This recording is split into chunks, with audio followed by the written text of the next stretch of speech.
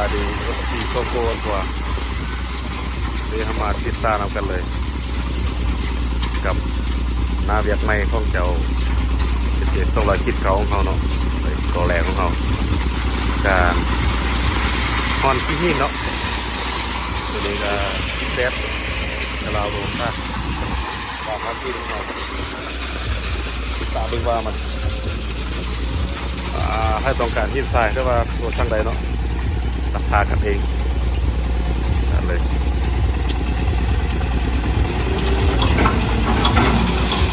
ติ๊ก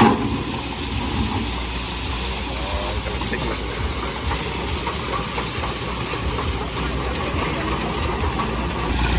เราจะดูที่ว่าวัยรุ่นเอช200คิดเก่าเอารับจบสถานที่แมนหาดเหลาเนาะกันเกี่ยวหาดเหลาเกี่ยวหาดเหลาเลยจับไปหาดเหลามันอยู่ตรงนี้เลยมัวกันกินปีมากกันบริเวณเนาะมื้อนี้ที่ว่าเป็นมื้อที่17มาจากต้องการแล้วกันลุยเวียงเลยบริการพักผ่อนเวลาเป็นเงินเป็นคำเป็นว่าลางเลยเป็นคำต้องดูอย่างเดียว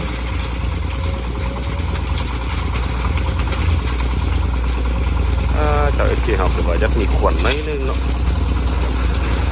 เวลาผลิต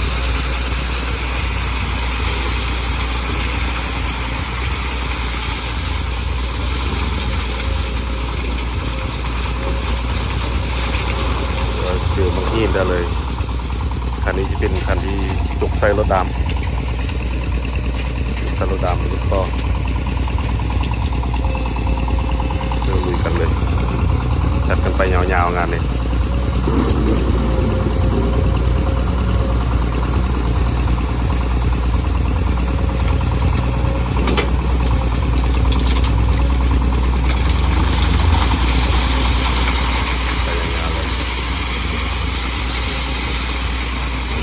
หินใหญ่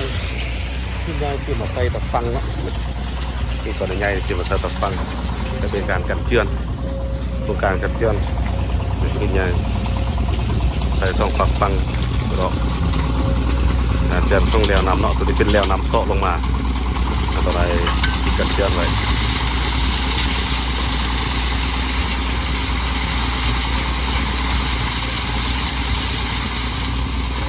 เริ่มงานหลังสงกรานต์คุยกันเต็มที่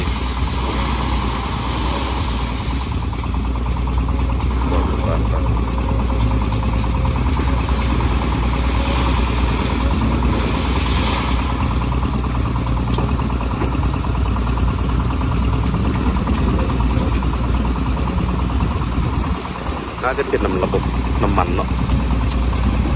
เพราะว่าจะมีควันไปบาดไม่ดาวบอลไล่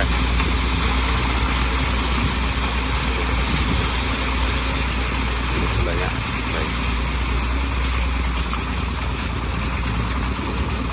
คนน้ำมัน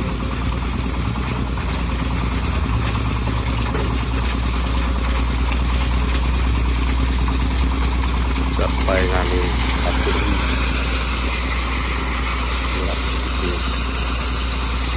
เป็นอะไรตัวแทนตรงตัวตัวเด้อเดี๋ยวมาติดตามกันเนาะว่า